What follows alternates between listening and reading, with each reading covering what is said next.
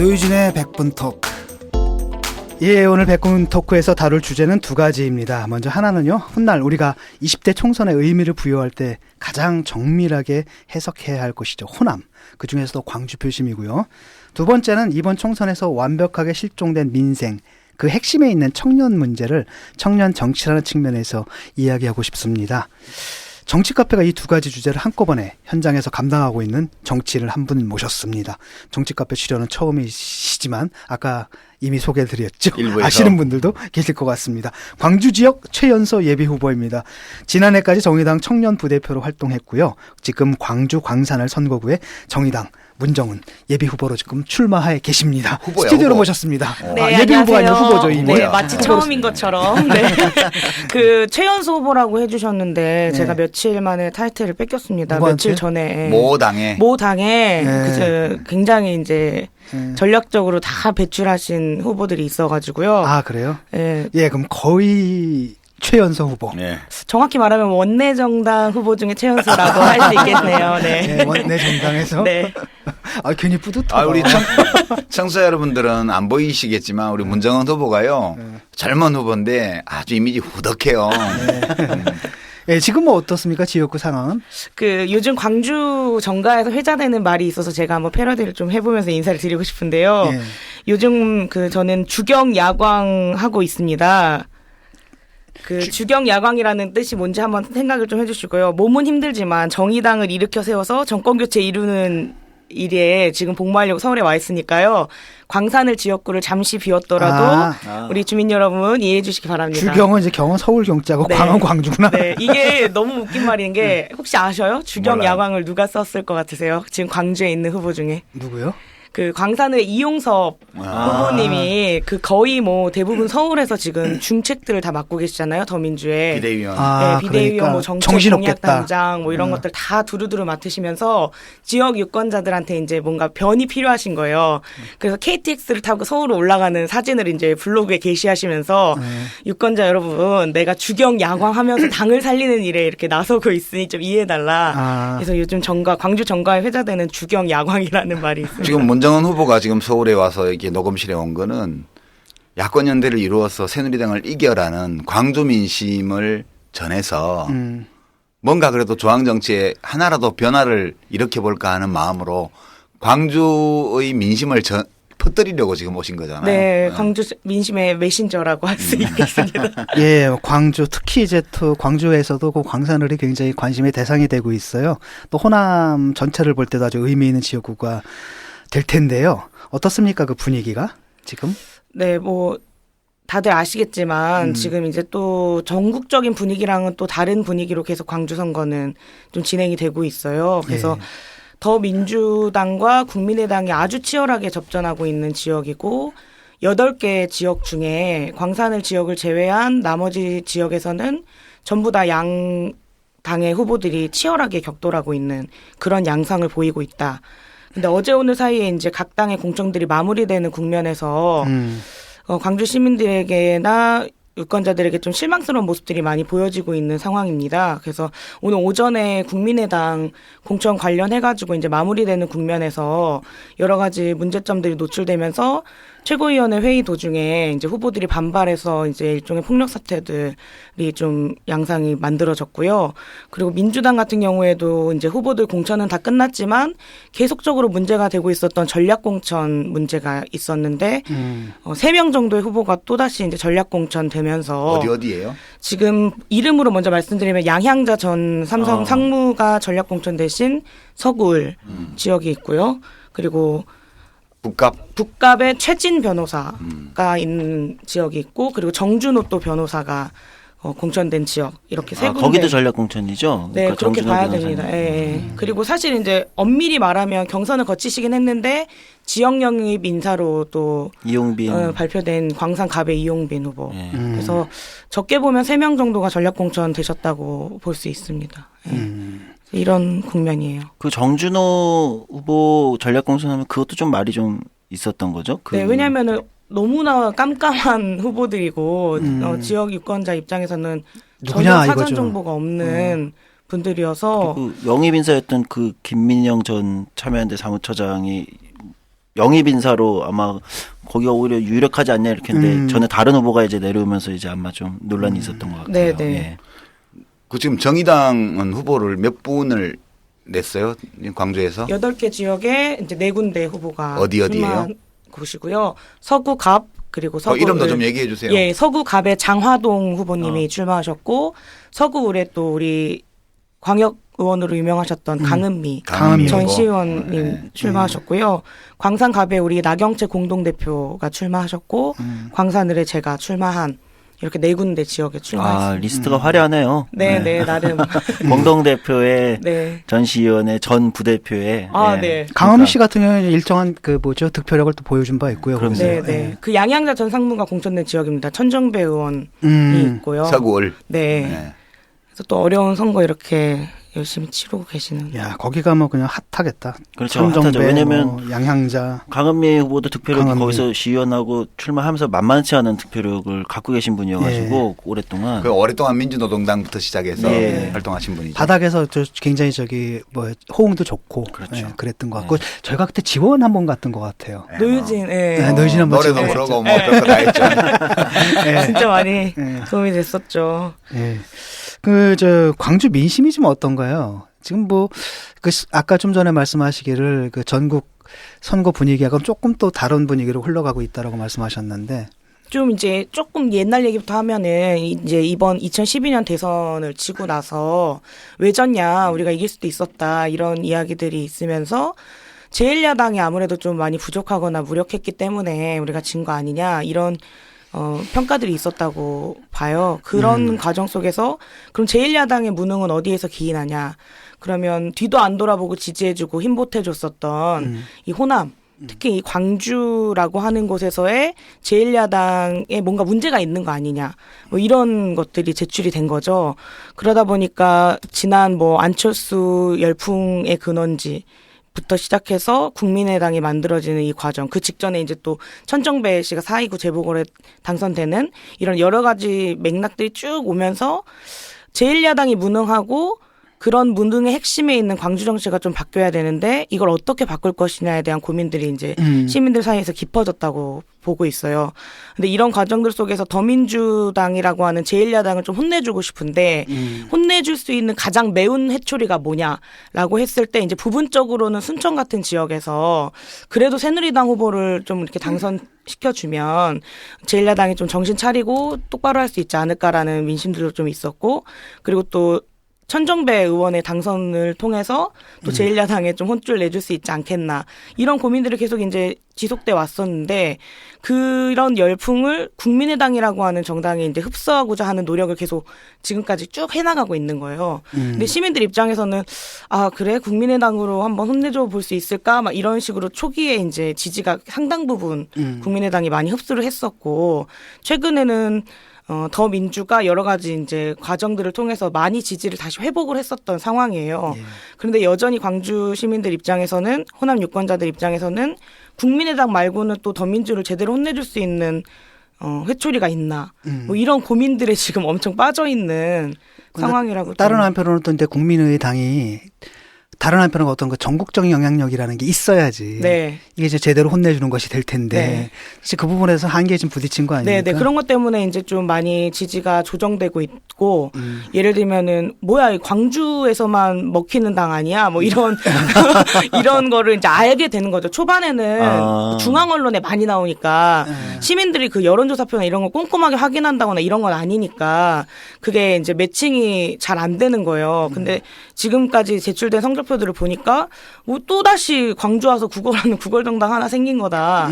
이런 느낌들을 이제 갖기 때문에 조금 지지도 조정되고 있고, 광주 시민들이야말로 지금 대단히, 어렵고 힘든 난감하겠어요. 예. 왜냐하면 지금 2번당 상황도 그렇고 네. 뭐 3번당 상황도 그렇고. 여기를 봐도 한숨 저기를 봐도 한숨. 최근에 서울 수도권에서 정의당보다 더 뒤진다 이런 보도들이 좀 나왔잖아요. 네. 그 광주 시민들도 그런 거 눈여겨보시지 않나요? 그러니까 광주서 밀어주면 밖에 나가서 힘 좀 써야 되는데 네.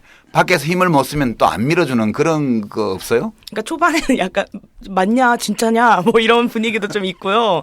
왜냐면은 그 정의당보다 못하다는 게. 네, 왜냐면은 이제 광주 지역은 또 나름 이제 호남이라고 하는 지역에 포위되어 있는 게 있잖아요, 지지가. 그러다 보니까 국민의당이 뭐 정의당보다 안 나와? 이런 분위기를 좀 재차 확인하시는 여론들도 사실 왜냐하면 좀 상당하고. 주변 사람들이 다 그러면은 네. 이게 그렇죠. 이제 세계가 다 그렇게 보이거든요. 네, 네. 그러니까 광주에서는 지금 막 이제 약간 왜곡된 부분도 있지만 국민의당이 되게 뭔가 분위기가 큰 것 같고 사이즈가 커 보이니까 그런 것들을 확인을 못 하다가 실제 이제 중앙 언론에서도 지지도가 발표되고 막 이러니까 좀 내가 생각을 잘못한 거 아니냐.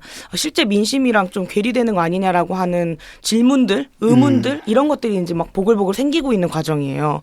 그래서 최근 좀 이제 주목할 만한 것들 보면은 그 천정배 의원이 국민회의를 만들고 이런 과정들 속에서 이제 호남 소외론이나 이런 것들을 이렇게 쭉 동원하시면서 지역에 이제 상당 부분의 지지를 끌어모았던 것들이 있었는데, 그러니까 그 지역구에만 국한하지 않고 광주 전체 이런 여론들을 조금 흡수하셨던 부분들이 있었는데, 최근에는 이제 몇몇 주요 단체들이 지지 철회를 선언하신다거나 또는 이제 야권 연대 관련해가지고 미온적인 태도로 마무리한 천정배 의원에 대한 이제 호된 질타 이런 것들이 좀 이어지고. 그러니까 새누리당 이기라고 밀어준 거지. 네. 무슨 뭐 선거 망치라고 밀어줬냐. 그러니까요. 그러니까 너네 왜 이렇게 말귀를 못 알아먹냐. 약간 이런 주문들이 명확하게 있으신 거예요. 사실은 이제 그러니까 수도권에서 이기고 그다음 이른바 이제 영산강, 그렇죠. 그 낙동강 전투, 낙동강 전투를 해야 되는데 힘좀 쓰고. 근데 이분들이 와가지고 영산강 전투를 하고 있는 거예요 지금. 맞아요. 그래서 그 발표했던 분들이 단순한 지지 철회가 아니라 비호남 그 경쟁을 정확히 비호남 연대하고 호남에서 경쟁하라고 했다라는 주문을 정확하게 하고 계세요. 근데 비호남 연대를 안 하니까 네. 호남 경쟁에서 역풍이 좀 있을 수밖에 감지가 없는. 네, 된다. 네, 감지가 되고 거죠. 있는 거예요. 근데 이제 그게 사실 국민의당 전략이 그거잖아요. 일단 호남 석권하고 수도권에서 반반만 해도 우리가 제1야당이 되겠다. 그러니까 쉽게 말하면 그 종말론이거든요. 야권 종말론 수도권에서 한 명도 안 돼. 그러니까 수도권의 반반이 가능한 근데- 지금 상황인지가. 근데 이제 문제는 뭐냐면 더민주도 약간 그 전략이 김종인 씨도 좀 그렇게 가고 있잖아요. 근데 쟤들을 꼭 잡겠다라고. 김종인 대표에 대한 광주 민심은 어때요? 그 아마 기억하실 텐데 그 김종인 대표가 막 그 대표가 되고 나셔서 광주 오셨었던 거 기억하시죠? 예, 기억합니다. 그래서 덜컥 절을 하시고 이렇게 아주 낮은 자세로 이제 광주 시민들을 만나는 모습들을 보면서 저렇게 나이가 또 있으신 그 제1야당의 대표가 좀 대단하다, 뭔가 다르다라는 느낌들을 이제 좀 받은 거예요. 그리고 그 직후에 또 광주 선언이라고 하는 어떤 기획된 어떤 광주의 메시지를 정확히 전달하면서 메시지를 발표하는 과정들 속에서 좀 이제 기대감들이 사실 있었고, 실제 지지도 이제 20, 30대 젊은 사람들이 더민주의 지지를 빠르게 회복해주면서 그렇죠. 기대감이 상당히 있었다고. 그래서 탈당이 멈추고. 네, 탈당도 멈추고 정돈되는 분위기가 이제 딱 만들어졌었던 거죠.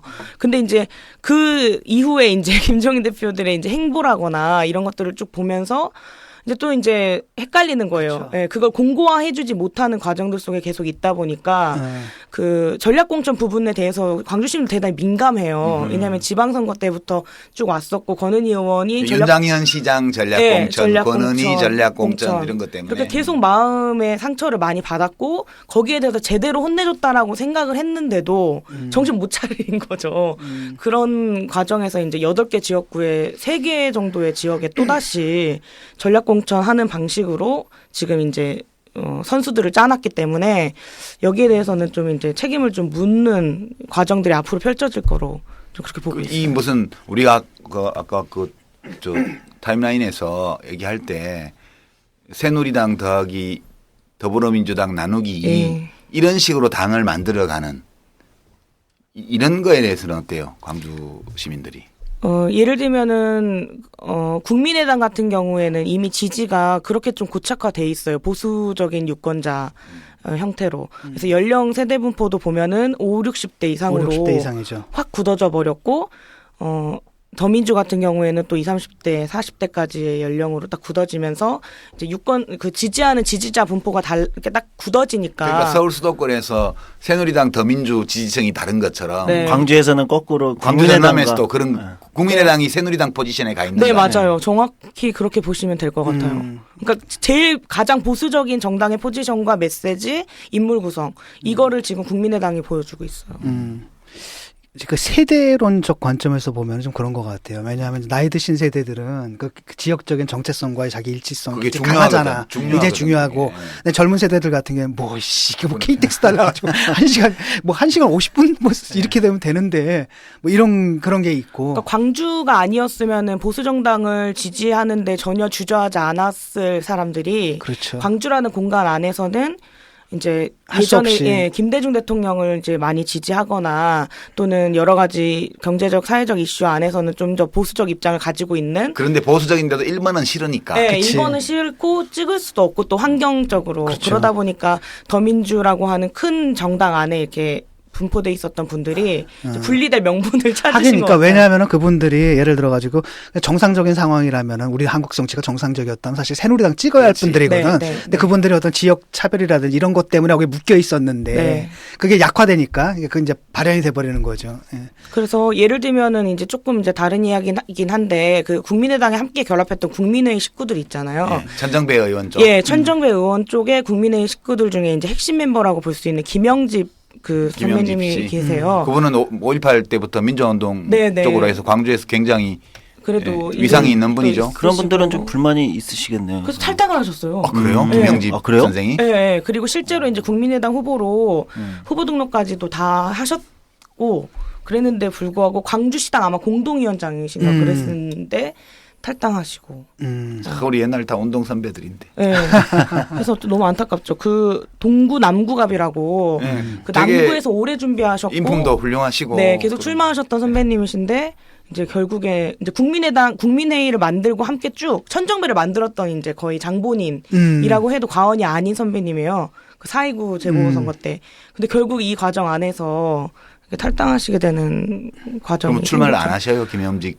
네, 네. 김영집 선생은? 네, 네. 화가 나셨나 보다 상당히. 네. 좌절감이 크셨구나. 네. 그리고 또 이제 면면을 좀 살펴보면은 지금 각 당은 공천들이 어느 정도 다 마무리가 이제 됐어요. 그래서 더민주도 대진표가 8명이 다 짜여져 있고 국민의당 같은 경우에도 이제 오늘 이제 논란이 됐었던 두 군데 지역을 빼면 사실상 선수들은 다 짜져 있는데 이 두 개 지역이 좀 이제 또 후폭풍이 좀 있을 것 같아요. 그 서구갑 같은 경우에 정용화 후보라고 네. 있는데 이제 어저께 저녁에 발표됐을 때 정용화 후보로 발표가 됐습니다. 근데 국민의당 네, 경선 경선 발표. 승자로. 네, 서구갑에서. 예. 근데 발표가 됐는데 오늘 이제 아침에 막 이렇게 파동이 난 게 뭐냐면 함께 경쟁했었던 국민의당의 송기석 후보라고 있어요. 예. 그러니까 안철수 대표의 영입 1호 판사 아. 출신이신 분이 있는데 그분이랑 경쟁을 하면서 신인 가산점 제도 같은 게 있잖아요. 아 맞아요. 그럼 신인 가산점 제도를 정용화 후보가 가져간 거예요. 근데 이제 문제 제기가 뭐냐면 이분이 전력이 화려합니다. 그 한나라당 후보로 2번이나 광주시장으로도 출마하고. 근데 뭔 신이냐? 네, 그러셨던 분이고 이제 신인의 기준이 명확하게 출마가 아니라 이제 당으로? 당 직함, 뭐 지역위원장이나 이런 것들이 있으면 안 되는데 이게 이제 발견이 된 거예요. 그 한나라당 시절에 서구갑 지역위원장을 했었던 정용화 게 씨가? 네. 아. 그래서 그게 이제 지적이 됐고 변은 뭐였냐면은 선거 앞두고 임명장만 주는 위원장이었다. 뭐 이렇게 변을 하시긴 했는데 좀 전에 확인해 보니까 그 결과가 뒤바뀌었어요.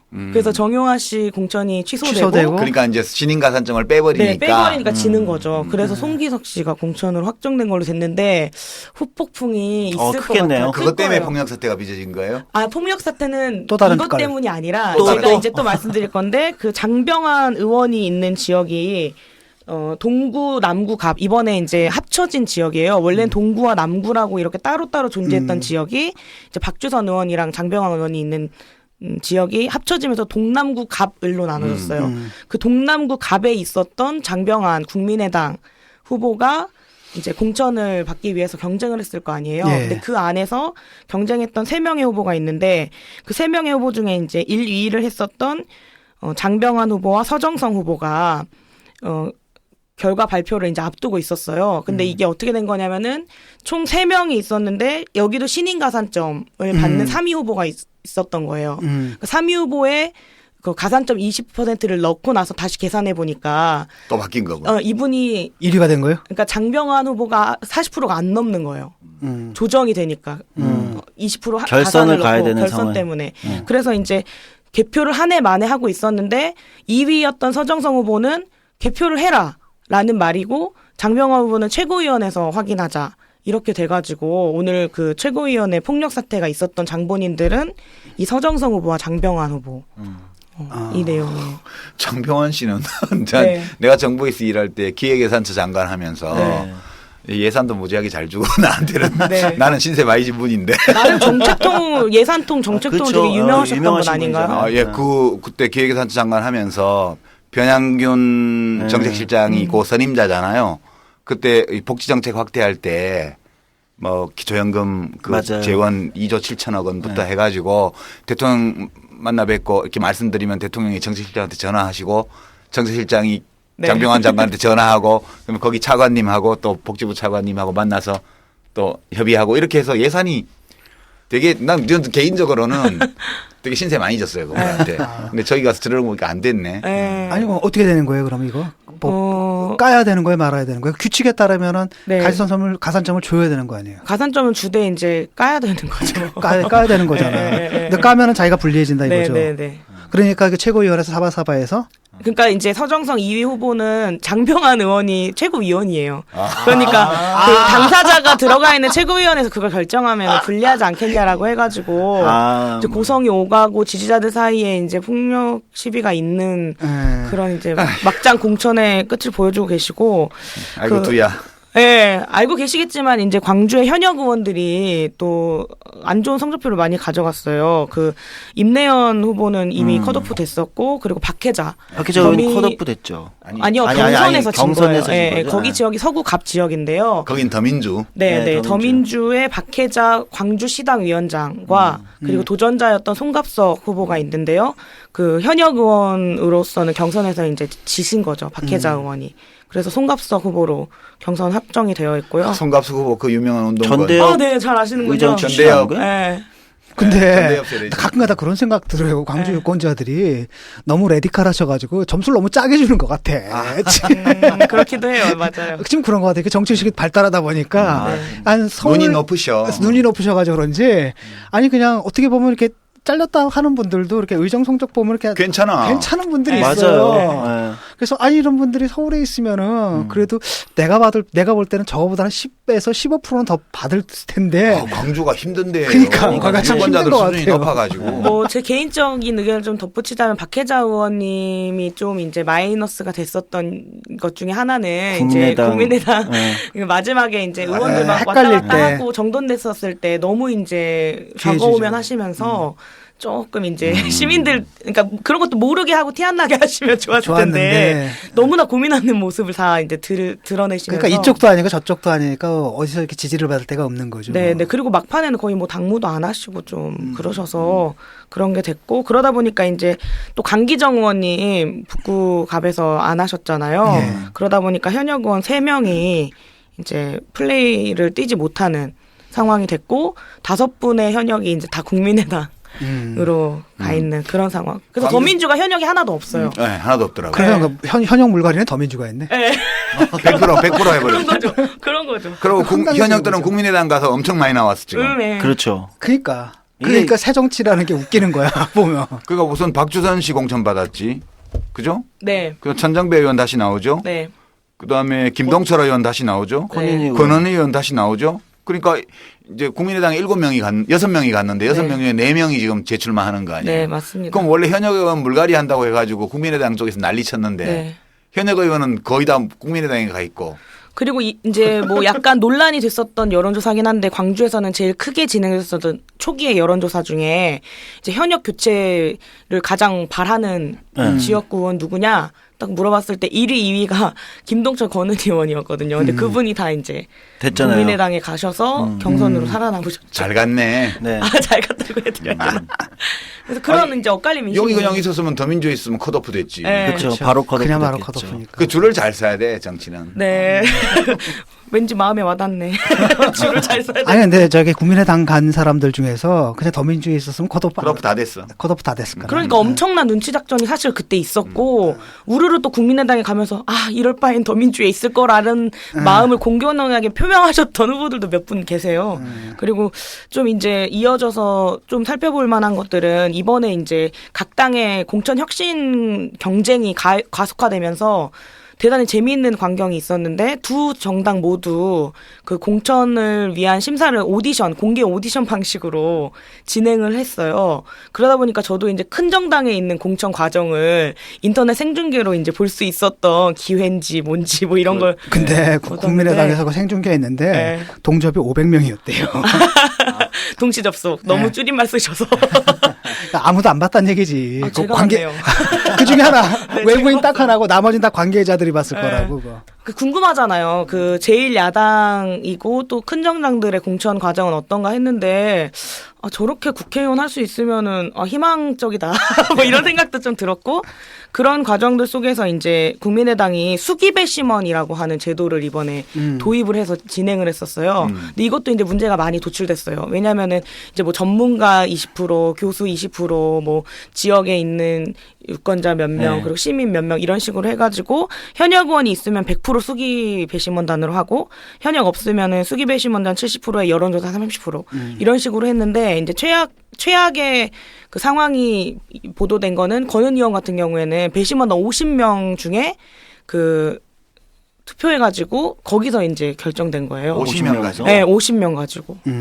현장에 오는 수기 배심원단 50명 중에 국민의당의 광산을 후보에 신청했던 3명을 결정한 거죠. 10몇 표씩 받고.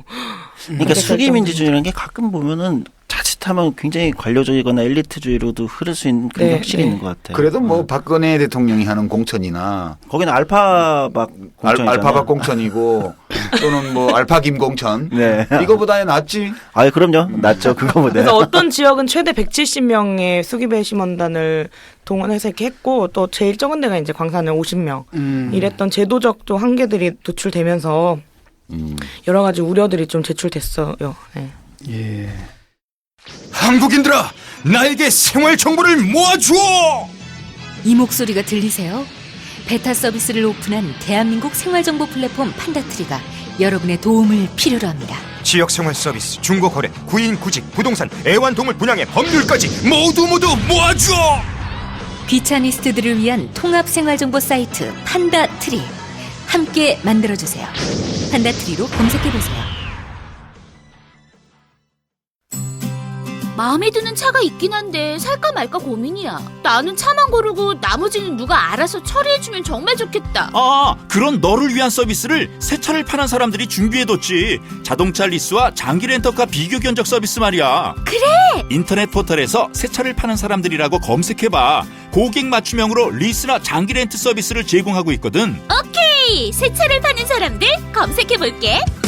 합리적인 리스와 장기 렌터카를 알아보실 때 대표번호 1833-5850으로 연락주시면 기분 좋은 새 차를 만나실 수 있습니다.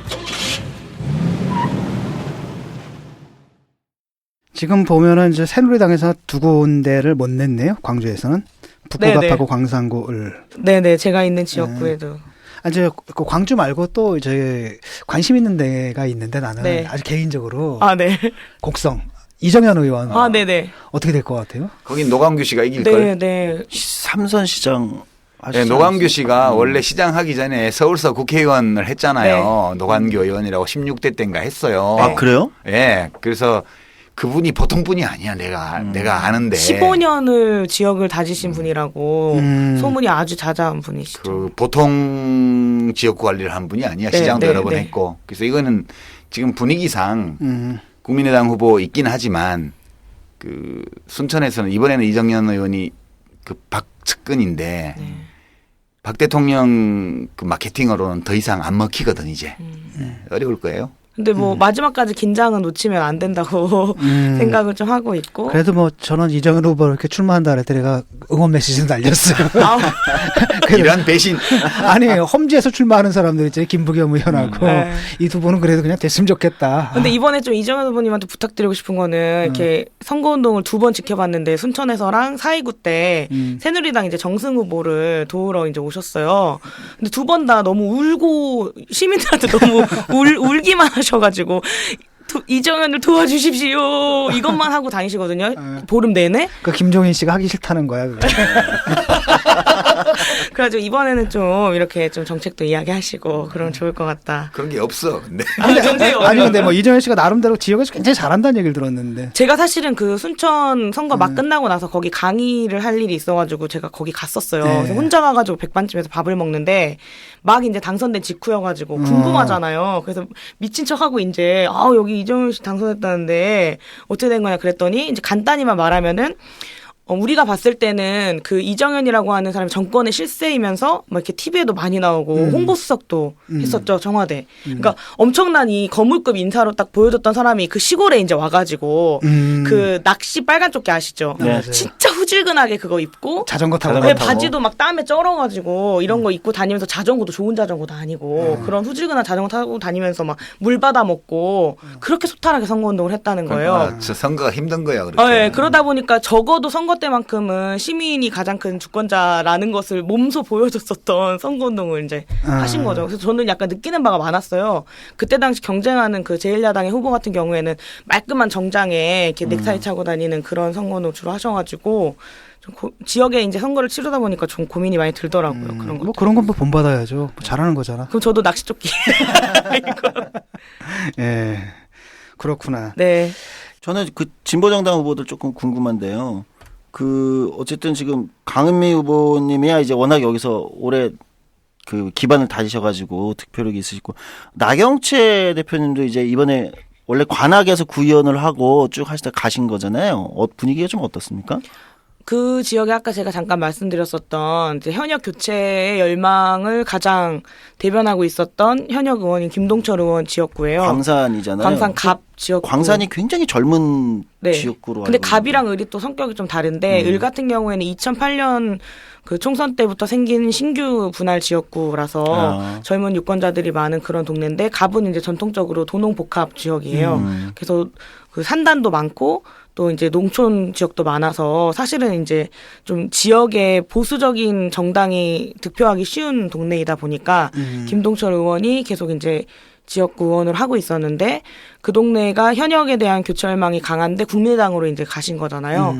그러다 보니까 더민주 공천이 대단히 이제 귀추가 주목됐었어요. 지역 인재 영입 1호라고 해서 전략 공천은 좀 문제가 계속 되니까 중앙에서 활동한 사람들이 지역 연구 없이 계속 전략 공천되는 방식은 문제가 되니까 지역 영입 인재라는 방식으로 지역에서 계속 이제 근로자 네. 건강센터나 이런 활동들 해오셨던 이용빈 가정학과 의사님을 지역 인재 1호로 이제 발표를 한 거예요. 그래서 이제 이 두 분이 크게 이제 싸움을 할 텐데 정의당 후보가 여기 이제 출마를 한 거죠. 그래서 여러 가지 좀 조심스럽긴 한데 좀 그거 예민하겠다. 네, 거기서는. 광주이긴 하지만 그냥 다 열어놓고 경쟁만 하라고 할 수 없는 그런 분위기가 좀 조성되는. 그렇죠. 동네. 거기 아주 예민하겠다. 그런들 어떻게 했어? 네. 그 두 당 싸움에 뭐 우리가 어느 편 들 수 있나 광주에서? 그리고 우리는 그래도 공동대표님이 나가신 거라. 또 우리도 당의 자존심. 네. 또 하나는 그저 천정배 네. 후보하고 그 양양자 후보가 네. 붙게 돼 있잖아요. 네. 그 지역 민심은 어때요? 일단 전략공천으로 명확하게 보고 계시고요. 네. 그리고 양양자 상무 개인으로도 사실은 이제 광산 쪽에 출마를 계속 요청해 오셨던 상황이에요.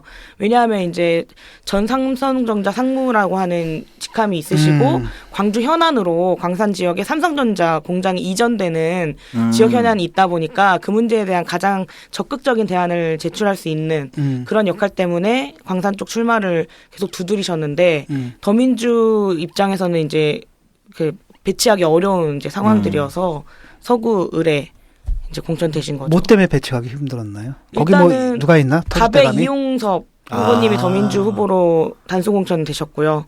그리고 이쪽에 이제 지역 영입 인사인 이용빈. 후보가 있었고. 별로 민심이 안 좋겠네요. 네, 좀 그렇습니다. 왜냐하면 전략공천 후폭풍이 계속 있기 때문에. 전략공천하면 학을 광주는 때는 네, 학을 어렵네요, 떼고 참. 그리고 이용섭 민심이. 그 단장님이 이제 중앙 직함으로서 인터뷰를 했었던 게 있는데 전략공천 하는 것을 좀 이렇게 대단히 민감하게 말씀하셨어요. 본인 스스로도. 예, 그래서 좀 지지도도 크게 치고 올라오지는 못하고 있고 좀 그런 상황입니다. 이게 이제 참 다른 것 같아요. 어느 지역에서는 그래도 전략공천을 해주는 거 보니까 우리 지역을 좀 생각해주네 이렇게 네. 볼 수도 있는데 근데 광주 어떤 같은 지역에서는 무시당하는 이거 느낌을 뭐야, 받는가 이 봐요. 자식들. 광주는 그거 되게 힘들어요. 광주는 시민들이 정치적 관심이 우선 굉장히 높고 네. 자기 주장이 뚜렷하고 여론이 짧은 기간에 형성이 돼요. 네, 맞아요. 이쪽 저쪽으로. 굉장히 특이한 도시이기 때문에 그 중앙당에서 함부로 현지 사정 모르고 막 손댔다가는 네. 예, 후폭풍이 만만치 않아요. 그러니까 서구울은 딱 광주 민심의 정확한 내용은 천정배 의원에 대해서 혼내주고 싶은 그 민심이 딱 있는 거예요. 아니 더민주 혼내주려고 네, 천정배를 제1야당 혼내주려고 당선시킨 천정배에 건데, 당선시켰는데 네, 이번에는 민심을 네. 많이 잃었죠. 천정배 의원한테는 얘기하는 건 그거죠. 당신한테 그거 하라고 당선시켜준 거 아닌데 힘도 못 쓰고 엉뚱한 일 하고 또 자기 지역구에 경쟁자 없이 본인이 이제 공천되려고 하는 흐름들을 보니까 문제 참을 수 없는 거죠. 그렇죠. 역시 열심히 발굴했는데 역시 발굴한 건 나밖에 없더라. 정말 그렇다니까요. 뉴 DJ 전술이라고 하는 것들이 얼만큼 이제 공허한 전략이었고 외침이었는지. 내가 맨날 얘기했잖아. 이제 발굴 좀 하셨으면 좀 얼굴 좀 보여주세요. 제발 좀. 네. 진짜 안타깝죠. 예. 어쨌든 우리 후보가 지금 서구갑에 광주 서구갑에 장화동 후보가 나와 있고 서구울에 강은미 후보 그다음에 광산구갑이죠. 나경채 부대표가 나가 계시고 광산구울에 지금 여기 계신 문정은 후보. 네, 맞습니다. 거의 최연소 후보. 네, 맞습니다. 제가 20대 마지막 선거입니다. 만 29세. 유 대표님이 8 몇 학번이시죠? 난 7, 8. 7, 8학번이시죠? 제가 몇 86년생인데. 제가 86입니다. 그러면 학번이야? 그렇게 물어보시는데 태어났습니다. 86년이면 아니 내가 징역 살고 나와가지고 한참 뭐 돌멩이 들고 다니고 유인물 뿌리고 다닐 때 태어나셨고. 그러니까요. 59년생이시죠? 네. 아버지랑 동갑이시네요. 그리고 저는 광주에서 제가 민주화 세대예요. 왜냐하면은 저희 후배들이 저한테 누나는 언니는 민주화 세대잖아. 그래서 내가 무슨 민주화 세대야 그랬더니 87년 6월 항쟁을 눈뜨고 봤다고 저한테 민주화 세대라고 저를 훅 저렇게 보내버리더라고요. 아 이거 대박이다. 네. 그래가지고 저도 광주에서는 구태 정치인이다. 네. 86년에 내가 이 멘트 좋았어. 대박인데. 군대 가던 애인데. 네, 좀만 한눈 팔면 금방 훅 갑니다. 요즘에는. 문제입니다. 이어지는 대화를 듣고 답해주세요. 부동산 사이트 보고 빌라를 보러 갔는데 허위 매물이더라고요. 제가 본 빌라는 싸고 좋았는데요. 알고 보니 불법 건축물이더라고요. 큰일 날 뻔했어요. 친구는 미혼이고 저는 애가 있는데도 같은 빌라를 소개해주는 거예요. 구매자의 상황을 고려하지 않았어요. 자, 신축 빌라를 분양받을 때 피해를 보지 않으려면 어디로 가야 할까요? 정답! 빌라 상담센터요. 정답입니다. 신축 빌라 중개업체 허위 매물, 불법 구조물, 수요자를 고려하지 않은 매물 추천에 지치셨다면 허위 매물 보상 제도가 있는 빌라 상담센터로 오십시오. 전문가의 사전 상담과 무료 투어를 통해 내 집 마련을 도와드립니다. 인터넷에서 빌라 상담센터를 검색해보세요. 광주 민심 탐방은 여기까지 하고요. 이제 두 번째 주제로 한번 넘어가 보죠. 지금 청년 실업이 사상 최고치를 계속 갈아치우고 있어요. 옛날하고 좀 많이 다른 것 같아요. 우리 때만 해도 아무리 암울하다 하더라도 우리 때만 해도 청년이 뭔가 좀 해볼 수 있는 게 있었거든. 그때는 정말 그래서 까라면 까라는 대로 까고 하면은 됐다고 뭐가. 근데 지금은 까라는 대로 해도 될 부분이 아니잖아요, 지금. 이게 지금 문제인데, 이게 그래서 우리가 이제 계저씨가 된 거야. 계저씨 보셨구나. 나 계저씨 그러니까 딱 보고 내가 공감한 게 그거야. 우리가 이해 못 하는 게, 우리도 진짜 까라면 까고, 우리가 진짜 살면 더 많은 탄압을 받으면 살지. 계저씨의 진위가 보이고 있어. 말은 안 해도 무의식 중에 깔려 있었는데, 그때 거기서 그 멘트가 나오더라고. 당신들은 그러면 됐지. 요즘 애들은 안 된다라는 거지. 그래서 그 말을 딱 듣고, 이건 나도 일정 부분 계저씨였구나. 라는 걸 깨달았는데요. 지금 지금 청년 세대 의회 진출을 둘러싸고 지금 정치권에서 벌어지는 작태 역시 최악입니다. 사실 정의당도 욕 좀 먹었어요. 이것 때문에. 왜냐 조성주 후보가 6번 갔잖아요. 그건 오해죠. 근데 이제 오해 아니에요. 저도 대신 욕 먹었어요. 그러니까. 똥 번호 줬다고. 무슨 말도 안 되는. 그러니까 아니 당선 시키면 되잖아. 그렇죠. 그럼요. 예. 근데 이제 우리 선거 과정 다 모르고 그다음 여성 순번 이런 거 있다는 네, 거 모르시는 잘 모르면. 분들은 투표에서 밀려났다라고 보시는 거예요 네. 지금. 근데 그러니까 저는 심지어 그런 얘기 들었어요. 그 대학에서 학점 주다 보면은 C뿔이라고 하는 학점이 주는 의미 있잖아요. 네. 재수강을 할 수도 없고 뭔가 똥학점. 그 뭔지 아시죠? 그게 C뿔이거든요. 그게 그러니까 D뿔 아래로 내려가면 재수강을 할 수가 있어요. 근데 재수강도 못하면서 평점에도 엄청난 타격을 주는 C뿔. 그런 애들이 자꾸 메일을 보내요. 교수님 차라리 올려달라고. D를 주세요. 맞아요. 차라리 D를 주세요. F를 주세요. 거의 그런 식인 거예요. 그래서 저한테 똥번호라고 엄청 질타 받았어요. 저는 조성주 너네당 똥번호 줬다고. 그래서 진짜 너무 민망한 거예요. 그거 잘 모르시는 분들이 3등 했는데. 그러니까 저 표 많이 받았어요. 그 당대표 선거 때 제가 1266표 받았는데 이번에 2250표인가 받았으니까 1000표 더 많이 받은 그건 거예요. 사이 당원이 늘었어. 분석을 다시 해봐야겠다. 예, 그런데 이제 예를 들어서 더민주의 홍창성 공관위원장이 국회가 청년 일자리 하나 구해주는 것은 아니다라면서 이제 청년 왜 이런 말을 하는지 몰라. 진짜 극혐이에요, 극혐. 아니, 가만히 있으면 되잖아, 그치? 여기가 개저씨 아니야 이렇게. 이게 이제 이른바 개저씨. 개저씨 지금 안 보시고 묻어가시는 거 아니에요? 누가 이 말에 대해서 이 홍찬성 더민주의 홍찬성 공관위원장이 이제 국회가 청년 일자리 하나 구해주는 곳은 아니다 이렇게 그러니까 누가 그거에 댓글을 이렇게 달았더라고요. 그럼 국회가 노인들이 요양하는 곳이냐? 요즘 약간 그런 행태잖아요. 더민주 공천. 이거 정말 까이기 딱 좋은. 예, 이게 딱 그 까이기 좋은. 평소 이렇게 까고 싶지 않은 사람도 막 까고 싶은 욕망을 불러일으키는 멘트. 그 야권의 최대 리스크가 김종인 대표고요. 그 두 번째 리스크가 홍창선 씨예요. 맞아요. 이 홍창선 씨는 더민주의 최대 리스크야. 범야권의 최대 리스크는 김종인이고 이 사람이 진짜 17대 때 내가 국회에 같이 있었는데 그러셨겠다. 그때 이제 김한길 씨가 공천 다 할 때 그때 비례로 영입돼 가지고 17대 때 같이 활동을 했는데 이분이 인품은 좋은 분이세요.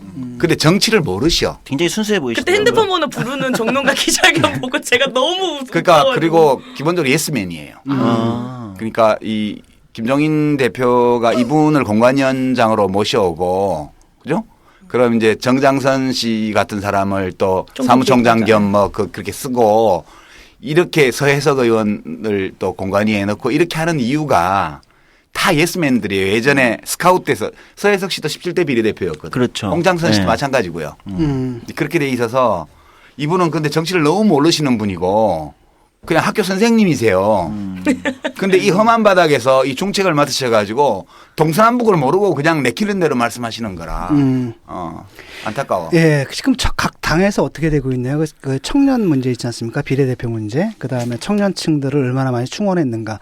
이거 전체 후보들 이렇게 연령을 갖다 평균을 내면은 옛날보다 올라간 거죠, 지금. 올라갔다고 합니다. 아직 정확한 통계는 안 나왔는데 비례대표는 일단 더민주는 확 올라갔죠. 확 올라갔죠.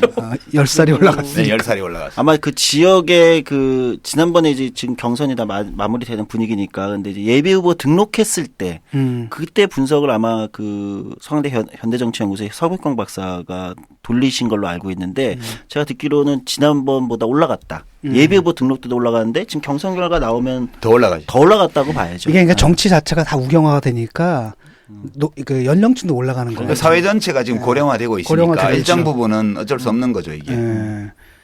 그래도 좀 스웨덴 같은 데는 아예 그냥 30%인가 40%인가 딱 정해놨잖아요. 그냥 25%. 25%인가? 35세 이하는 무조건 25%, 각 당에서 명불 짜요. 그다음에 남녀는 그냥 무조건 반반이든가. 그것도 연함이 아니라 남녀. 우리보다 더 고령화된 사회인데 스웨덴은 사실. 그렇죠. 더 고령화가 우리보다 더 많이 되는데 왜 그렇게 하냐 하면 현대 사회 변화가 빠르고 그렇기 때문에 일정 수의 청년들 젊은이들을 공적 영역에 배치 안 하면 사회가 금방 주저앉기 때문에 이렇게 하는 거예요. 보면 참 합리적이지. 그러니까요. 예. 그래서 지금 청년들 이제 이번 총선 맞이하는 면들을 쭉 보면은 아마 가장 임팩트 있게 기억하셨을 때가 19대 총선 때 그때 당시에 진보정당이었던 당도 위대한 진출이라고 하는 청년 비례를 했었고 또 이제 그 당시에 민주통합당이 그 락파티라고 하는 대규모 청년 비례를 통해서 배출했던 의원들이 맞아요. 그때 기억나요. 장하나 김광진 의원이잖아요. 근데 보시면은 이제 이번에 어쨌든 경선에 다 탈락했고 처음으로 국회 청년 비례로 들어갔던 의원들이 이제 다 사라진 이제 결과를 맞이한 거예요. 그래서 가장 이제 부자인 정당 얘기부터 하면은 새누리당 같은 경우에 이준석, 손수조 청년 그 대표들이 다 지역구 공천을 받았죠. 그래서 거의 단수 공천 받은 거라고 공천이라고 봐야 봐야죠. 되고 여성 우선 공천으로 봐야 되니까 손수조 씨가 이제 사상에서 뛸 거고 근데 거기는 이제 여당 후보가 한 명 무소속으로 출마해서 또 녹록지 않고 이제 배재정 의원이 이제 거기 해볼만해요. 네, 그렇죠. 해볼만한 해볼만합니다. 지역이어서 그렇게 되어 있는 공간이고요. 노원병의 이준석 후보는 말 안 해도 잘 아실 테지만 이제 안철수 의원 그리고, 주희준 정의당 주희준 후보, 정의당 후보 민주당의 그리고 민주당의 황창하 후보 이렇게 되어 있는 황창하 지역. 씨가 이겼어요. 압도적으로 이겼어요. 네, 황창하 씨. 네. 어떻게 이렇게 이동학 후보랑 경선인데 그거는 조금 예상은 했던 게 이제 이동학 후보 좀 늦게 들어갔고 아니죠. 지역에. 이동학 씨가 2달 먼저 들어갔어요. 2달 먼저 들어갔어요. 2달 먼저 들어갔죠. 그렇죠. 근데 이제 황창하 씨가 늦게 뛰어들었는데 네. 그 그러니까. 경력 차이가 컸어요. 네. 경력 차이가. 네, 경력 차이가 참여정부 때 그 네, 청와대 그럼, 총리실 여기 경력 때문에 안심번호 경선을 하면 경력이 제일 중요해요. 맞아요. 그 어떻게 하느냐에 따라 다르다고 막 많이 그게 나오더라고요. 설문지. 특히 이제 노무현 이렇게 들어가면 확 뛰어요. 네. 이게 당에서는 찬밥 취급받는데 그래서 이제 비상근직은 경력에 못 넣도록 더민주가 조사하면서 했다 그러거든요. 근데 여기는 뭐 청와대나 총리실 같은 데는 전부 상근직이니까 야, 그래 노원 쪽은 그래도 안철수가 되겠죠? 안 돼요. 안 돼요? 거기는 그러면 이준석이 되는 거야? 거기는 지금 안철수 대표는 구름 같은 안티층이 만들어져 있어요. 나도 안티가 엄청 많았던 정치인이었는데 과거에 나하고 대표. 게임도 안 돼. 그 나하고 게임도 안 돼. 정도면은. 예. 나하고는 비교도 안 될 정도의 구름 안티가 상상이 잘 안 가는데. 당 대표고 대선 후보로 나왔던 분인데. 근데 어쨌든 뭐 여론조사나 이런 거는 그래도 삼자구도여도 조금 앞서시는 걸로 안철수 대표가 나오긴 하는데 뭐 어쨌든 이준석 후보 입장에서는 지역구에 처음으로 도전해서 승리하는 거면은 또 대단히 이제 주목을 받을 거고 그래서 약간 배 아픈 지금 약간 그런 분위기고요. 차라리 새누리가 낫네 그럼. 왜냐하면 새누리당은 지역구에 청년도 공천해도 승부로 겨뤄볼 만한 지역들이 거기 있으니까. 이준석 씨는 한 번밖에 못 할 거야 거기서. 이번에 된다 하더라도. 아 그건 맞는데. 지역구 성격이 네. 이런 상황이 아니면 될 수가 없어요 거기 새누리당. 좀 야당 지지가 많은 지역이죠. 네, 압도적으로 많은 지역. 새누리 비례대표는 어떤가요 지금? 새누리 비례대표는 오늘 이제 다시 더 추가로 신청을 받기로 했기 때문에 거기 명단도 청년 더 느낌 확인하기 늘 어렵고. 거야, 또. 예. 근데 뭐 물망에 오르는 사람은 저는 못 들었네요. 거의 없어요. 아직 예. 새누리 이번에 거의 청년, 그러니까 많은 분들이 20대 총선 때 청년의 이슈가 화제가 될 거고, 막 청년들이 대거 정치에 나설 거고, 너네들이 이제 헬조선에 못 버티니까 막 정치 다 해라 막 이렇게 뭐 장하성 교수 막 책도 막 나오고 이러면서 막 그런 분위기가 될 것처럼 있었지만 저는 사실 이제 몇몇 언론 인터뷰에서 20대 총선이야말로 청년들의 무덤이 될 거다 제가 그렇게 말했거든요. 실제로 그렇게 되고 있어요. 저도 약간 문스트라다무스 따라하면서 저기 나중에 노스트라다무스가 총선 끝나고 그다음에 뭐 혹시 당대회 하게 되면 당명 개정을 우리 6개월 안에 해야 되잖아. 네. 한국 청년당으로 바꾸는 운동을 해봐요 그럼. 정의당을. 갑자기 밀었던 정당명을 다시 넣어놔야 되나 그런 생각이 드는데 그런 고민들이 있죠. 그 청년당에 대한 고민들이 분명히 있고 예를 들면 기존 정당 안에서 계속 청년들이 어떤 그룹으로서 도전하는 것들이 한계에 있다라는 걸 이번 총선 준비하면서 명확하게 이제 느낀 거예요. 그래서 예를 들면은 지금 가장 문제가 되는 거는 더민주 청년 비례인데요. 더민주 청년 비례는 19대 총선 때 아까 말씀드렸던 것처럼 대규모의 락파티라고 하는 비례대표를 대거 모집했어요. 그래서 당 외, 당 내를 다 할 것 없이 400여 명 규모의 청년들이 막 몰려갔었고 사실 저도 오늘 여기서 공식적으로 밝히면 저도 그때 지원했었던 통합진보 당적이 있었지만 이런 배신자. 그 진보 진영 쪽의 선배들이 그때 이제 혁신과 통합 쪽으로 많이 가면서 청년 비례 안을 가지고 간 거예요. 그러다 보니까 진보적 청년들 목소리가 좀 많이 들어갔으면 좋겠다. 그리고 내용적으로는 그 비례대표 성공했으면 좋겠다는 것도 있으니까 좀 물적으로도 많이 지원했으면 좋겠다는 주문 때문에 저도 심사를 봤었고 저도 그 제1야당의 공천 심사를 봤어요. 카메라가 막 24시간 돌아가고 한 6명에서 8명의 공천 심사위원장이 이렇게 쭉 앉아요. 쭉 앉고 앞에서 나를 바라보는 그 공천 심사위원장 같은 분들이 있고 누가 나를 심사하는지는 몰라요. 거길 들어가기 전까지. 그리고 정보가 없기 때문에 들어가도 결국 그 사람이 누군지 모르고 나오거든요. 네, 그래서 그때 당시에도 이제 성적표 관련해서 채점표가 제대로 안 남아져 있고 이런 문제들이 계속 제출됐었어요. 그럼에도 불구하고 어쨌든 2명의 의원들을 배출했기 때문에 나름대로는 이 제도를 계속 가져가려고 했었던 고민들이 있었는데 결국 이번에 22명의 당 내 인사로만 청년 비례 신청을 받게 된 결정을 하게 된 배경은 이제 당 외 인사들이 오면은 막 이슈는 되고 좀 괜찮긴 한데 결국 당내에서 열심히 했던 사람들이 계속 밀리는 거예요. 여러 가지 이제 스타성이나 이런 마케팅 때문에. 그래서 민주당 안에 있는 청년 그룹들이나 청년들이 당내 인사들로 한정하게 되는 결정을 결국 하게 된 거죠. 그래서 이번에는 지난 총선 때 400여 명 규모의 청년들이 민주당의 청년 비례가 되겠다고 신청했었는데 이번에 22명만이 깜깜이 공천 과정에서 신청을 한 거예요. 결국 그것도 무효화됐지. 네, 그래서 지금까지도 무효화됐지. 22명이 누군지는 아무도 몰라요. 아니, 신청자 접수자 말고는 언론에 공개된 게 총 16명만 공개되어 있어요. 그래서 22명 중에 16명이고 그중에 11명이 이제 기자회견을 한 거예요. 홍찬성 위원장 사퇴하라고. 이런 발언들 막 나오고 심사 과정 불투명하고 뭐 최효진 씨가 미리 이제 만나가지고 이렇게 과외 받고 정책과외 받고 또 어떤 후보는 홍창선 위원장 전 보좌관 출신이고 이래서 2명이 그렇게 낙마하고 나머지 2명이 겨우 남아서 이 B그룹, C그룹에 1명씩 이렇게 들어가 있는 이런 최악의 상황인 거죠. 예. 국민의당 같은 경우는 어떤가요, 지금? 국민의당은 아마 기억하실 텐데 그 안철수 대표가 청년 그 CEO 만나러 갔을 때 영입했었던 분이 한 분 있어요. 이준서 씨인가?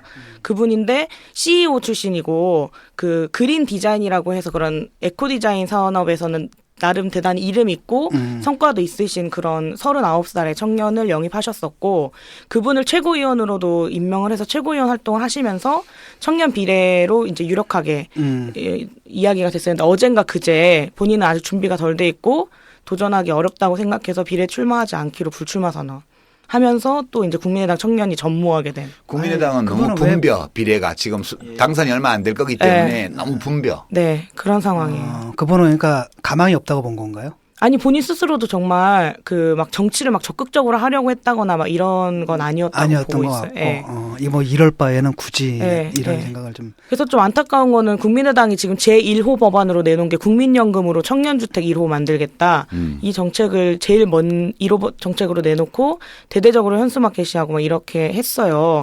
그리고 어쨌든 안철수 대표가 가지고 있었던 그동안 청년들의 멘토라는 이미지나 청년들의 지지를 그래도 나름대로는 많이 받았었던 후보였는데 그런 것들이 이제 다 이제 꺼지고 없어지고 실제 그 당 안에 청년 의제라거나 청년 후보들도 전혀 없는 전무한 상황. 근데 문정원 후보는 왜 우리 조성주 후보는 비례로 도전해서 지금 6번에 됐는데 뭐 처음에는 좀 그 비례 쪽으로 한번 도전해 본다는 얘기도 얼핏 있었던 것 같은데 그 결국 지역구로 가셨잖아요. 네네. 아마 고민이 시작된 거는 제가 7.35 재보궐선거 때 정의당 부대표 하던 시절에 그 광주 광산을에 저도 전략공천 돼가지고 그 당시 정의당 아니 정의당은 전략공천에 의미가 없어. 그냥 뭐, 누가 하겠다고 그러면 그 사람은 공천하는 거야. 우스갯소리로 저도 전략공천자라고 막 그러는데 저는 이제 광주에서 초중고등학교를 졸업했어요. 그래서 대학을 서울로 가라는 그 어른들의 열망에 부응하여 서울로 올라와서 쭉 대학 졸업하고 이제 10여 년간 살다가 이제 광주 출마에 관련한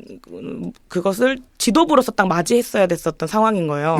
그래서 그래도 지역 유권자들이나 우리 진보 유권자들에게 설득력 있는 후보가 나서려면은 지역에 대한 이제 좀 스킨십이 있었던 후보들이 출마하는 게 좋지 않겠냐라는 고민에 저도 공감을 했고 실제 이제 그때 7.35 재보궐선거를 예외 상황으로 두고 제가 이제 제 경로를 결정할 수도 있었어요. 그러니까 비례대표 보통 청년들이 비례로 많이 도전을 하니까 여러 가지 사회경제적 배경들이 탄탄하지 않다 보니까 비례로 많이 도전을 하잖아요.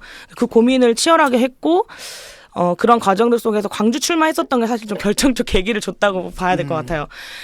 늘 이제 지도부로 활동을 하다 보면은 정의당 같이 이제 힘이 아직 크지 않은 정당은 지역 조직에 대한 그 갈망들이 계속 있거든요. 선거할 때마다 이제 후보 내기가 쉽지 않고 지역에 이렇다 할 만한 지역 조직도 갖춰져 있지 않다 보니까 늘 고민만 하고 그런 어떤 지역의 아쉬움만 가지고 있다가 우연치 않게 제가 하도 답답해서 이제 과거 민주노동당이나 뭐 진보신당이나 이런 이런 정당들의 어떤 보고서 같은 것들을 봐요. 그걸 봤더니 간단하게 말하면 결국 이제 결론 같은 것들은 지역을 강화하자라는 결론이 정론들로 늘 그렇게 나오죠. 늘 그렇게 나왔거든요. 근데 거기에 따른 어떤 실행 전략이나 실천 전략이 전무하다는 것들을 보면서 조금 고민이 깊어졌어요. 그래서 광주를 출마해보니까 광주 민심이라고 하는 실체들도 좀 확인을 하게 됐고 늘 제1야당이 무능하다고만 비판했었던 진보정당이 그 무능에 대한 대안으로서의 준비를 좀 하고 있나?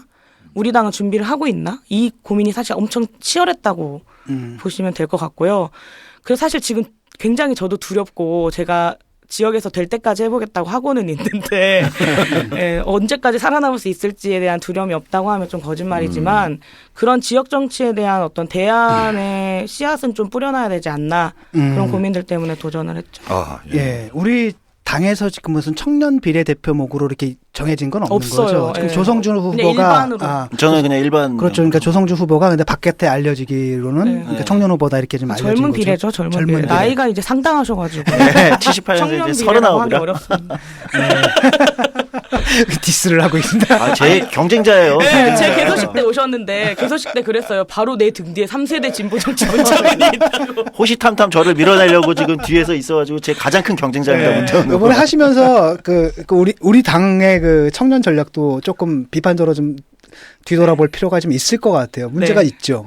그러니까 사실 이렇게 말하면은 대표님한테 전화 올 것 같아서 좀 무섭긴 괜찮아요. 한데. 우리는 괜찮아. 우리 괜찮아. 괜찮아. 이제 우리가 얘기하는 정의당 청년정당이다라고 하는 내용의 실체라고 하는 것이 사실 너무 이제 구름같이 가벼워요. 왜냐하면 진보정당은 원래 젊은 사람들이 많이 지지해왔고 그런 것들은 이제 계속 전통적 토대 안에 있는 건데 전체 정당 당원 중에 뭐 몇 % 이상, 그러니까 상당 부분 이상이 젊은 당원들로 이루어졌다라고 하는 것이 어떤 내용을 보장해줄 수 있는지에 대한 그 고민이 이제 더 구체적으로 얘기돼야 된다.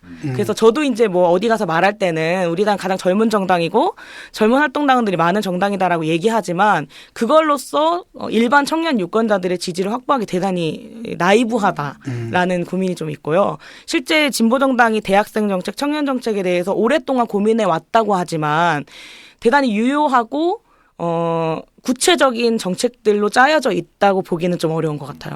왜냐하면 제가 지역구 후보지만 청년 젊은 이제 지역구 후보다 보니까 이제 막 이런저런 토론회사를 많이 가는데 우리가 막 이제 이런 정책도 하겠다 저런 정책도 하겠다라고 하는데 그 체감도가 높지가 않아요. 왜냐하면 일단 진보 정당이 구현하는 청년 정책을 실제 체감해 본 적도 없고 일단 하겠다라고 하는 정책들이 많다 보니까 그러려면 그림을 잘 그려줘야 되거든요. 진보는 늘 항상 우리가 되면 뭘 하겠다를 설명해야 되는 집단이니까 그러려면 아주 구체적인 어떤 이런 모습들을 그려줄 수 있는 정책들이나 이런 스토리텔링이 나와야 되는데 여전히 한계가 이제 많이 노출되고 있는 거죠. 그 당에서는 정의당에서 각 당 그 청년 정책 공약을 이렇게 비교를 해보니까 네. 대체로 새누리당은 사실상 뭐 청년 취업 아카데미인가 뭐 만들어가지고 네, 또 선별적이고요. 네. 네, 뭐 이제 교육도 시키고 이런 공약뿐이고 네. 국민의당하고 더민주하고는 보니까 더민주는 좀 취업 활동을 지원하는 그런 정책을 좀 발표를 했고 국민의당은 역시 새누리당 더하기 더민주 나누기 이 당답게 일단 지원하는데 나중에 취직하고 나면 갚는 걸로 이런 정책을 내놨더라고요. 정의당은 대기업하고 공기업, 공공기관 이런 데서 청년 의무 고용 할당제를 좀 더 확실하게 강화하는 쪽으로 네. 그렇게 하고 청년들의 취업 활동에 대한 지원 이것도 이제 그 더민주보다도 좀 더 강화된 형태로 이렇게 보니까 이렇게 이 스펙트럼이 그 정도 문제라 그럴까? 그런 어떤 정도가 새누리, 국민의당, 더민주, 정의당 이렇게 짝 스펙트럼이 쫙 져 있어요. 그래서 정의당이 국가의 재정을 가장 많이 지출하도록 청년 취업 문제 돼 있고 그다음에 이렇게 비예산 사업으로 네. 의무고용 할당을 좀 더 강하게 요구하는 쪽으로 이렇게 가 있는 차이가 있더라고. 근데 사실 뭐 그 대의민주주의하는 국가에서는 대부분 정당의 정책 차이가 방향의 차이라기보다는 정도의 차이로 차이. 되는 경우가 네. 많잖아요. 이 공약은 보면 대체로 이 네 정당이 그 보수 진보의 스펙트럼 그대로 청년 정책 공약은 와 있는 것 같다. 그렇게 저는 봐요. 참고로. 조성주 후보는 이번에 이제 그 뭐 선거 치르고 예, 비례대표 선거 치르고 이러는 가운데서 당의 그 청년 비례 그 청년 정책에 관해서 그다음에 청년 비례대표 문제라든지 여기에 관해 가지고 좀 하실 말씀이 있을 것 같아. 예, 아무래도 이제 제가 청년 비례 이런 몫으로 나온 건 아니지만 이제 상대적으로 이제 젊은 당원들이나 이런 젊은 당원들하고 이제 스킨십이 많고 이제 지지도 이제 이번에는 그쪽에서 많이 받았어요. 제가 작년에 당대표 선거 나왔을 때는 35에서 45세 요 군에서 지지를 많이 받았는데 키워야 되겠다. 예. 네. 근데 이번에는 35세 미만에서 지지를 많이 국회의원이잖아. 받았어요. 그렇죠. 이 차이가 당의 지도부하고 국회의원 달라요. 당 지도부는 멀리 내다보고 그렇죠. 이제 나중에 투입할 수도 있다는 거고 국회의원 후보는 즉시 전력감이라 해야 되잖아. 맞아요. 그런 점에서 볼 때 아직은 좀 부족하다. 부족하다고 느끼는 당원들이 그게 좀 확실히 있었어요. 근데 그래서 이번에는 35세 미만 당원들하고 스킨십을 많이 했는데 선거를 치르면서 느꼈던 문제 의식은 이런 게 있어요. 생각보다 우리 당의 젊은 당원들이 뛰어보고 싶어 하는 친구들이 많아요. 특히 근데 주로 지방선거를 보고 있으면 총선은 아무래도 바로 뛰기에는 이제 문정은 후보야 부대표도 하고 비서실장도 하고 해서 이제 어느 정도를 커온 건데 그게 안 되는 이제 친구들 같은 경우는 지방선거를 일단 보는데 그때까지 내가 당에서 어떤 역할을 하면서 또는 생계도 유지하면서 이렇게 할 수 있느냐 이게 좀 많이 막막하다. 그게 너무 막막해 하는 게 있어요. 그래서 이 친구들을 어떻게 그럼 이번 총선 끝나고 우리 정의당에서 또는 이건 정의당만이 아니라 각 다른 정당들도 마찬가지입니다. 이번에 여러 가지 청년 자원들이 생겼을 텐데 이들을 지속적으로 어떻게 키워가지고 지방선거든 다음 총선에 어떻게 좀 대비시킬 거냐. 이거는 체계적인 지원과 훈련, 교육 같이 이게 되지 않으면 각자 도생하는 거죠. 그래서 또 한 2년 4년 동안 알아서 살아남는 사람들이 또 뽑히고 이렇게 되면 안 될 것 같습니다. 그렇죠. 영화 숙취의 소재 잔혹사 중에서 야, 이 폭탄주야! 네가 그렇게 알코올 도수가 높아? 회식 자리로 따라와! 이 술 마시면 개 되는 놈이 어디서 헛개 음료 좀 사놨냐? 0.5% 들은 거? 숙취해소 성분 적은 것들은 빠져. 술술 풀리고로 바꿨다 이것들아. 우와, 자연유래 화인빛 도분말이 48%? 특허까지 있는데? 술술 풀리고 대한민국 술자리 다 먹고 하라 그래. 딴지마켓에서 최저가 판매 중인 술술 풀리고가 숙취의 소재 잔혹사를 끝내드립니다. 지금 그 청년 정치인을 보는 지역 유권자들의 반응이 어떤지도 궁금해요. 제가 이 전면에 내세운 그 캐치프레이즈가 청년을 살리는 밥그릇 싸움 하겠습니다. 이렇게 딱 했어요. 근데 캠프에서 논란이 좀 많았어요. 왜? 처음에는 밥그릇 싸움이라고 하는 부정적인 어휘를 선거 전면에 내세우는 것에 대한 이제 지적이 있었고, 그리고 청년만 살릴래 뭐 이런 주장이 있잖아요. 전통적으로. 그거는 약간 유치한. 네, 아니 그러니까 막 그 유치한 지적이라는 게 아니라 진보정당 후보가 사실 우리 그릇이 지금 작은데도 불구하고 대단히 많은 것들을 막 얘기해야 돼요. 근데 하나만 하면 돼. 네, 막 광주에서 정권 교체도 얘기해야 되고 진보 의제들도 다 다뤄야 되고, 우리 정당도 진보정당의 역사성에 특이한 게 우리 꼭 열것번 많이 쓰잖아요. 노동자, 농민, 여성, 청년, 소수자 뭐 이걸 다 해야 된다는 그런 게 막 있으니까 어렵더라고요. 그런 거 얽매이지 마세요. 얽매이지 마세요. 왜냐하면 그 있잖아요. 광고에서 공을 3개를 한꺼번에 던져주잖아요. 하나도 못 받아.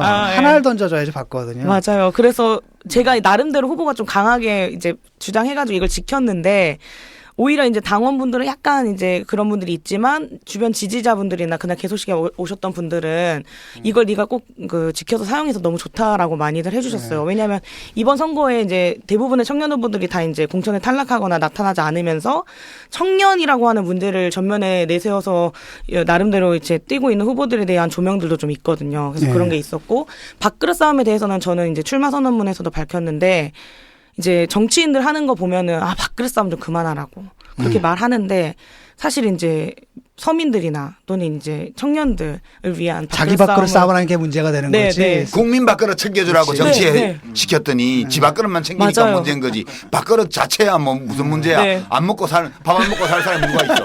또 열폭하셨다. 그래서 그 밥그릇 싸움, 그 챙기는 싸움이라면 주저하지 않고 하겠다, 이런 좀 나름의 그 의지와 결의를 담아서 그렇게 표현을 좀 했고요. 제 고민은 그겁니다. 그 청년들 정책 얘기할 때 청년이라고 하는 특정 세대의 이해만을 대변하는 것처럼 언론도 그렇게 쉽게 쓰고요. 그리고 또 그렇게 쉽게 해석하셔요. 그러니까 너네 특정 연령의 뭐 20대에서 30대 초반에 너네들에게만 필요한 어떤 거, 뭐 그런 것만 주장하는 거냐, 아니면 뭐 노인들과의 세대 갈등을 얘기하는 거냐, 뭐 이렇게 많이들 얘기하고 막 부추기는데 사실 그게 아니거든요. 그 각 집에는 다 청년 세대에 관련된 분들 다 있을 거고, 그리고 우리 사회가 이 연령대에 있는 사람들의 어떤 사회적 안전망을 구축하는 게 대단히 중요하다. 사회 지속 가능성을 위해서라도 이런 주장들을 좀 담고 싶어서 그렇게 얘기하고 있고, 그런 것들에 대한 설명을 좀 계속 하고 있죠. 예. 너무 신경 쓰지 마세요. 그 약간 괴벨스가 그렇게 얘기를 하잖아요. 너 부모님을 사랑하는가? 그래서 예, 사랑합니다. 그렇다면 너는 조국은 사랑하지 않는단 말인가? 이제 그게 저거잖아. 영어 짜장면이 너무 맛있어 이러면 아무개 짬뽕 비하발은. 맞아요. 그런 거예요. 저 근데 진짜 그래요. 지역에서 이제 부모 세대님들한테 명함 드리잖아요. 그러면은 단박에 하는 얘기가 나도 일자리 필요한데 내 밥그릇은 안 챙겨주려고 딱 그러셔요. 그러면은 이제 약간 반쯤은 놀리시려고 하는 것도 있고. 네. 그렇지. 놀리시려고 하시는 거지. 조성주 후보는 어때요? 밖에서 좀 6번 확정된 다음에 네. 반응을 좀 보셨죠? 네. 뭐 여러 가지 반응들이 있는데요. 야, 6번 되겠냐? 뭐 일단 그런 반응이 있고, 야, 이거 안 되는 거냐? 이런 게 있고, 또 의외로 제가 또 인상적이었던 건, 그래, 그러면 아슬아슬한데 정의당 밀어줘서 조성주까지 한번 가보자. 뭐 이런 이제 또 의지를 불태우는. 그러니까 원래 배수진은 제가 쳤네요. 김정인 대표가 친 게 아니라. 대표만 되면 돼, 이제.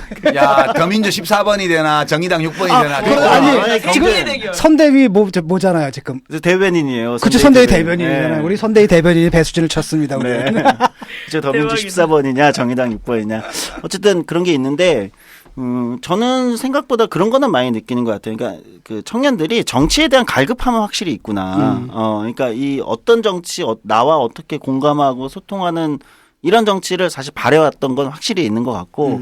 그래서 밖에 저야 이제 뭐 언론에 그래도 많이 나오는 편이니까 뭐 여러 가지로 이제 그 정치 요즘 그런 메일 많이 받아요. 메일이나 SNS 메시지로 저 뭐 23살에 뭐 대학생입니다. 뭐 26살에 뭐 청년입니다. 뭐 정치하려면 어떻게 해야 됩니까? 한번 뵙고 싶습니다. 뭐 이런 거를 정말 많이 받아요. 그러니까 이런 청년들이 있는데 정당이 우리가 정의당이나 또는 다른 정당도 정당이 잘 돼 있으면 이런 청년들을 데리고 와서 키우면 참 좋겠다.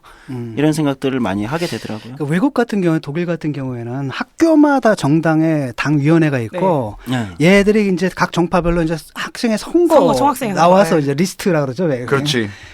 하거든. 국회의원 선거하고 제도가 똑같아요. 그래서 걔네들이 이제 커가지고 정당에게 흡수가 되는 거거든요. 그게 사실 정석이지. 슈레더도 그렇게 수단까지 갔잖아. 근데 우리는 이렇게 우리는 지금 그게 아니라 뭐 드라마 좀 나오면 바로 이렇게 되고 뭐 사업 좀 하다 이름 좀 날리면 또 이렇게 되고, 이게 이제 평소에 자기가 정치를 하겠다는 뜻이 있었던 사람들이 아니고 그렇죠. 정치를 일종의 무슨 훈장 뭐 이런 걸로 생각하는 거야. 그러니까 내가 이걸 받아먹을 만큼 나도 뭐 이런 식이잖아요. 그러니까 이게 정치 과정 자체를 왜곡시키는데, 제대로 되려면은 사실 학생위원회가 있어야지. 네. 그렇지. 근데 뭐 국회부터 똑바로 돼야 뭐 그러지. 그다음에 이제 학생이 아닌 사람들 같은 노동조합 통해 가지고 커오고, 그게 정상이지.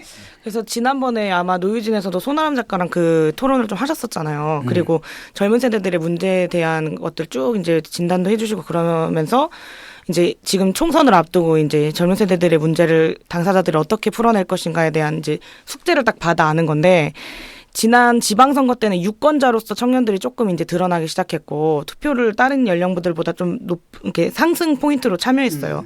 그리고 이제 19대 총선에서 당사자 국회의원으로 나서기도 하고 투표에도 참여해보고, 그리고 나서 이제 20대 총선을 맞이했는데, 과연 이런 식으로 각 정당의 청년 비례를 그냥 잘하면 좋고 못해도 그만인 걸로 이렇게 놔둔 상태로 젊은 지도자들이 계속 육성될 수 있냐. 저는 여기에 이제 엄청난 회의가 생기기 시작했거든요. 그래서 두 가지에 대해서 좀 그 선거 직후에 열심히 해볼 생각인데, 하나는 그 스웨덴처럼 국회 전체를 35세 이하의 국회의원으로 할당하는 방식에 대한 제도적 검토 같은 걸 좀 해볼 생각이고요.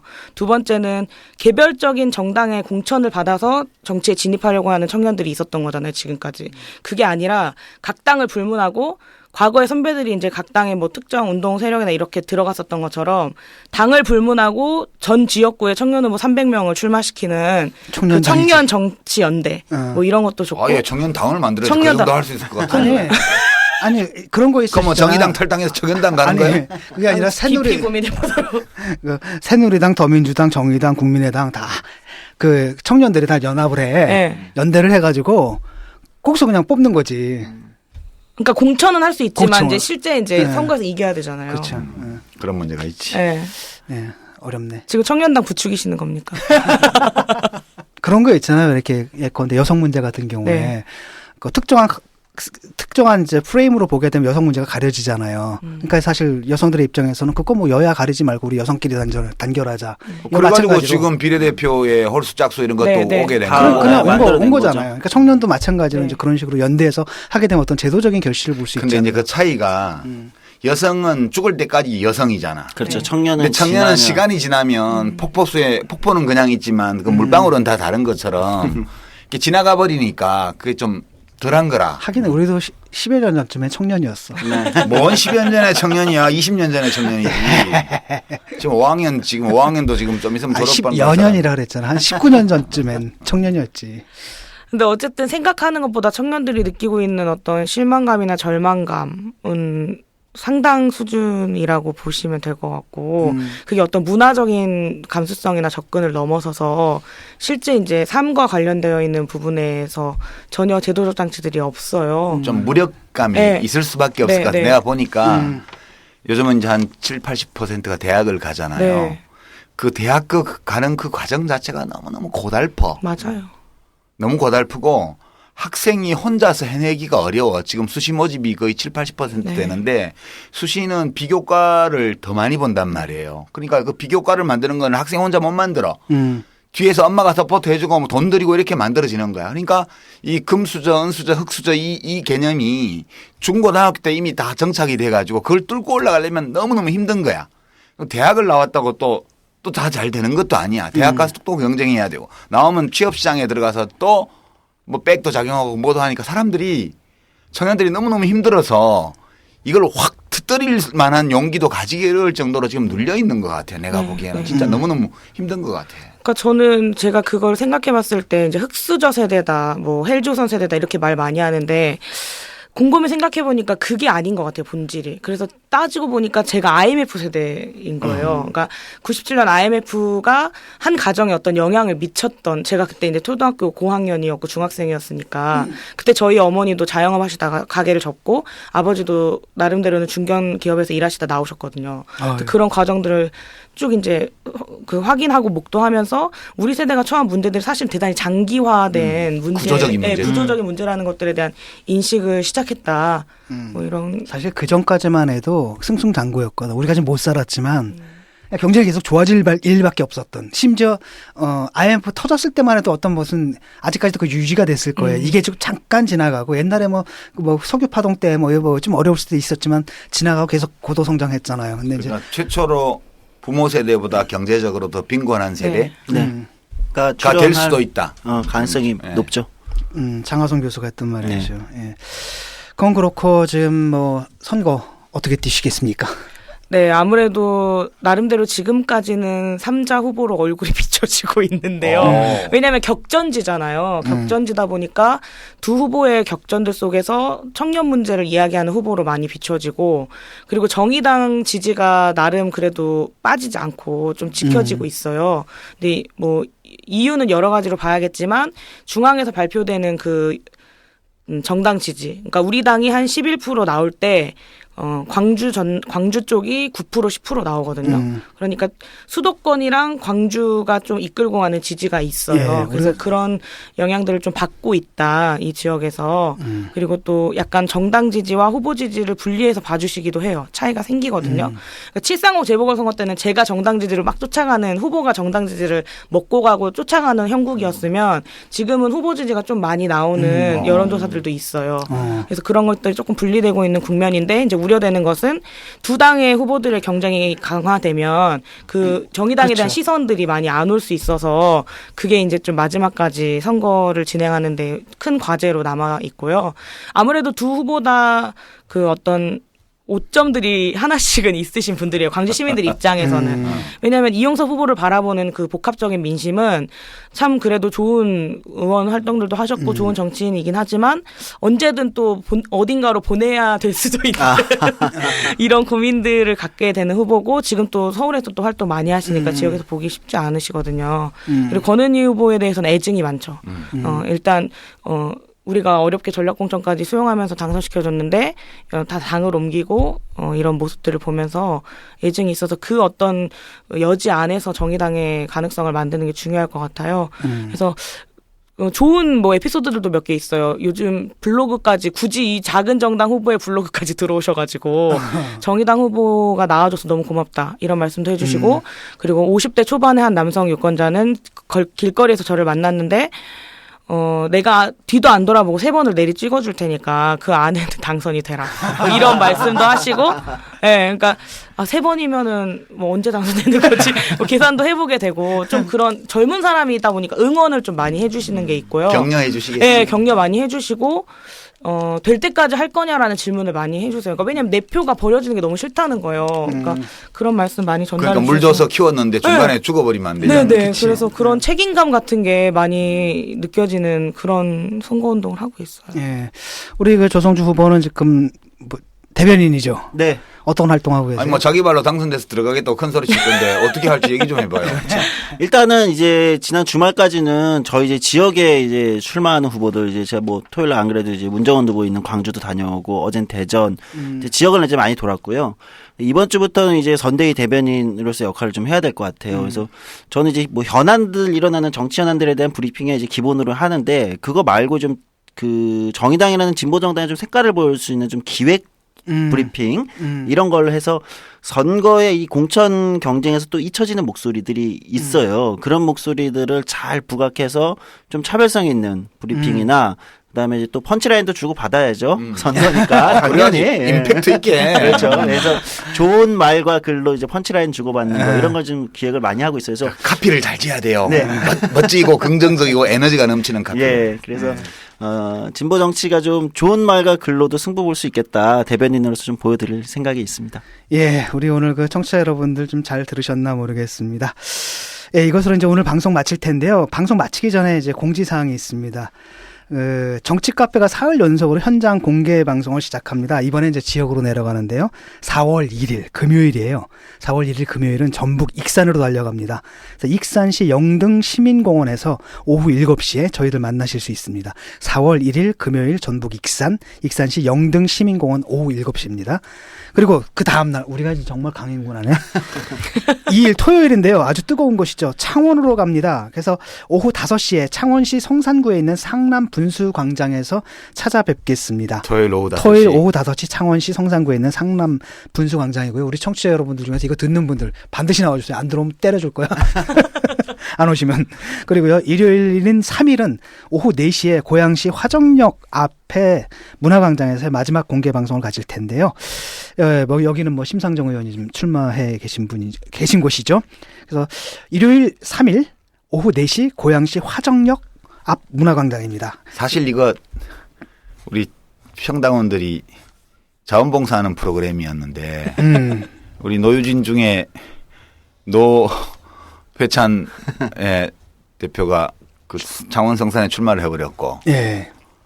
거기 우리 의리상 1년 반 넘게 방송을 했는데 할 수 없이 안 갈 수가 없게 됐는데 거기 가면서 또 딴 데 안 갈 수가 없는 거지. 심 대표 형통상 동네 또 거기 또 안 간다고 하니까 또 인간관계 금 갈 것 같고 그러다 보니까 그것까지 가자고 그랬는데 또 익산은 당 사무총장 하면서 장관할 진짜 때부터 고생하셨죠. 고생했던 그 권태용. 모든 권태용 당직자들을 대표해서 고생한 모든 네. 당직자들을 대표해서 권태용 전 사무총장이 익산 을인가? 네. 그죠? 익산 을에 출마를 해 있어서 여기 안 가면 절교한다고 그러더라고요.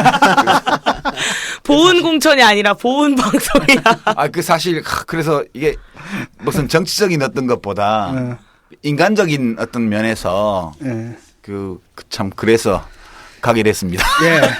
그리고 또 우리 후보들 많이 지지해 주시고요. 또 하나는 뭐냐면 이게 총선이라는 게 이게 실탄 싸움입니다. 실탄 싸움이니까 후원금들 좀 많이 보내주시고요. 10만 원까지는 나라에서 돌려받죠. 네, 세액공제 받으시니까 꼭 당원이 아니신 분들이더라도 세액공제 받는 그 한도 내에서는 저희 당 많이 지지해 주시고요. 네, 또 여유 받으신 돈이 분들 많이 필요해요. 이제 유세차 같은 거 막 해야 되고 후보들 돈이 없는데. 우리가 이제 해봐서 알잖아요. 없으면 손가락 빨면서 해야 우리 돼. 이른바 이제 보급투쟁이라 그래가지고 카드 걸고 막 난리가 났었어요. 펀드의 열망을 우리에게도 달라. 그래서 많은 이제 지지를 좀 부탁드립니다. 약간의 후원, 그리고 여유가 되시는 분들은 우리 후보들 계좌로 좀 후원 좀 많이 해주셨으면 좋겠습니다. 다시 한번 알려드릴게요. 4월 1일 오후 7시 전북 익산시 영등시민공원이고요. 2일 오후 5시 창원 상남분수광장이고요. 3일 오후 4시 고양시 화정역 광장입니다. 오늘 방송 여기까지 마치기로 하고요. 오늘 나와주신 문정훈 예비후보 어디죠? 지역구가? 광산을 광주 광산을. 이게 자꾸 이게 광고라는 게 맨날 똑같은 거 틀어주잖아요. 일종의 그 세뇌 효과가 있거든요. 네. 광주 광산을입니다. 예, 나와주셨고요. 오늘 또 조성주 몇 번? 6번입니다. 12%. 예. 반드시 당선시켜 주실 것이라 믿으면서 오늘 방송 여기서 마치도록 하겠습니다. 수고하셨습니다. 네, 화이팅!